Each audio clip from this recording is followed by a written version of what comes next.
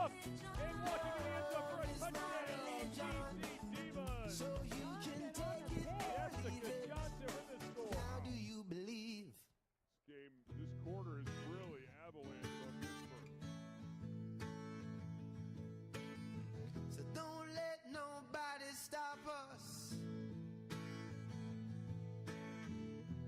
Free spirits have to soar. With you I share the gift. The gift that we now know. Love is my religion. Love is my religion. All we need is love. All we need is love. All we need is love.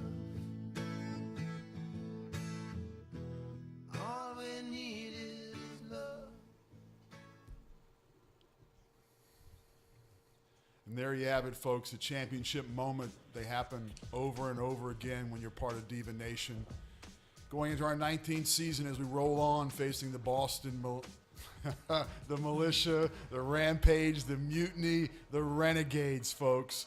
They have been many things during their history, but always been very tough, and what a good battle it's always been. Joined today, once again, by Donna Wilkinson, DC Diva great, 17-year veteran, Hall of Famer to be for sure. And along with us, rookie linebacker in the show, Blake. And I tell you what, you've had just an amazing start. But first and foremost, I want to talk about what you're wearing today, because we are real-life Wonder Women, and you're a real-life hero. And tell me what you're doing in your real life to represent the country. So right now, I'm a recruiter in the DMV. I recently just got promoted to the SWIT coordinating scout. So I'll be the one that's scouting out all the future SEALs and special divers and everything like that for the Navy. So it's pretty exciting. Special divers? Yeah, so you got air traffic divers, you got underwater welder divers, you have air rescue swimmer divers, you got all type of different special divers. Incredible. Yeah. And how's the change been from you from more of recruiting, right, when we first met you a few months ago? What was that like at that time?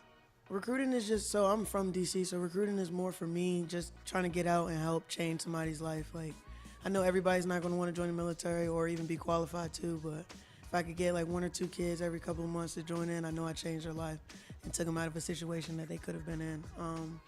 But as far as like going to be a scout now, it's not so much of going out and meeting people, it's more of just preparing them and getting them physically ready to go off into their boot camps for their special devices.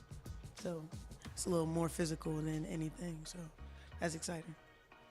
How do you equate your service, your military service, to the football field? Are there similarities or things that, characteristics? I would say like the battle buddies, you know, like you got that team component even when you're in the military, but out on the football field, that's your war zone. So they're your sisters to the right and your left of you. That's who you're going to go to battle with. And you basically are trusting, not so much dramatically with your life at that point, but like in the game of football, yeah, you're trusting them with that game, so that's your life for that moment. And in the pictures we saw on the open to the show, you feel that when you see those photos. Yeah, it's different out there. I mean, I've played sports my whole life, but coming to the Divas is definitely a lot of heart and a lot of passion in it. And whenever one of us makes a play, you feel the joy like you went out there and made the play. So you could definitely see it. And the way we're coming together, we're all kind of brand new. But, like, even after game one, like, the way we all came together and bonded, like, defense is definitely we're definitely a fan. I love offense, too. I love, like, they're cool, too. And but special like, teams. Oh, of course. I'm on special teams, too. Yeah, but, you know, you get that bond. And, you know, like, when it's third down and you don't want them to score, it's us versus everybody. So now you're coming in and filling the shoes of Trigger McNair, the greatest linebacker to ever play women's football. Yeah. Do you feel any pressure, or do you feel like you have something you need to live up to filling those shoes? Absolutely. So, like I said, I'm from DC, so like I grew up watching you guys play, and like my biggest thing is like, you know, show respect to legends while becoming one. So I want to be a legend myself, but I know I have huge shoes to fill. I'm not really going to say that, I'm doing it as of right now, but I'm getting there, and I'm open. I'm a sponge. I'm willing to learn everything that I can about it. Coach Cherie is out there.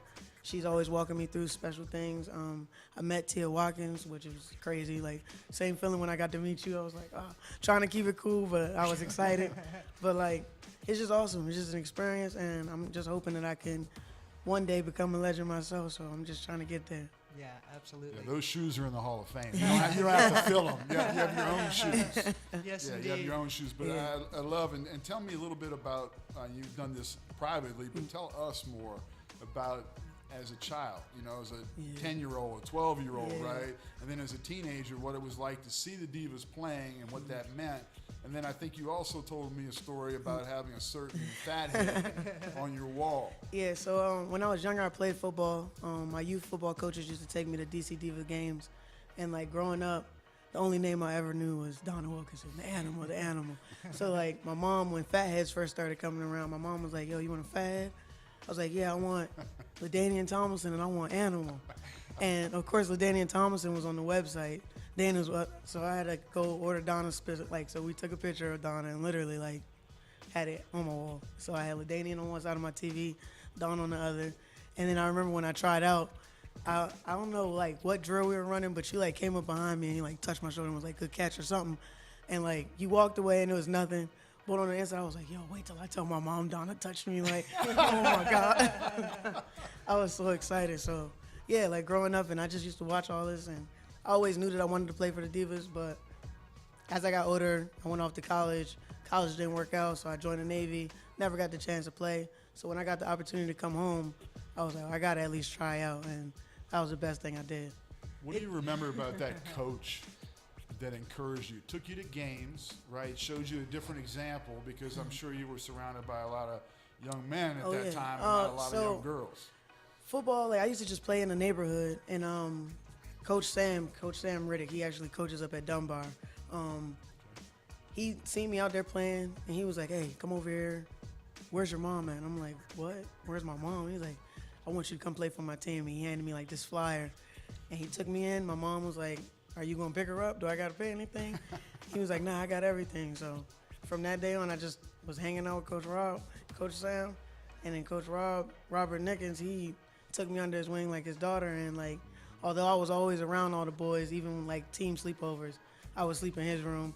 He would go downstairs with all the boys, and me and his wife at the time, we would be up there having our little girls' night before the football game. So that's how I got in. And then they wanted me to know that it was possible for me to be great in football, and it doesn't just have to stop with youth football. So they showed me a lot of other things, and then seeing you guys play that was definitely inspiration and motivation for a lot more than just football. So It's so humbling to see the next generation come up, because I played football 17 years, and you know you're playing and you know you're having an impact, but you don't really see that. Yeah. And it's just really cool to see you come up, be inspired, and then to come get your chance. Yeah. Not only do that, but in your first game, 5 tackles, a pass deflection, Yeah. second on the team in tackling for the game, so you came out strong in your performance.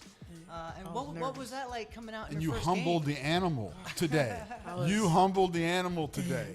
That's a beautiful moment. Yeah, we're going to have more in the game. We're going to show some plays and action once we come back from a break. But again, it's been terrific to know a little bit more about you Yeah. and who you are as that real-life Wonder Woman. And also we'll talk more about being a linebacker, too, All right. when Diva Nation returns right after this. Got it.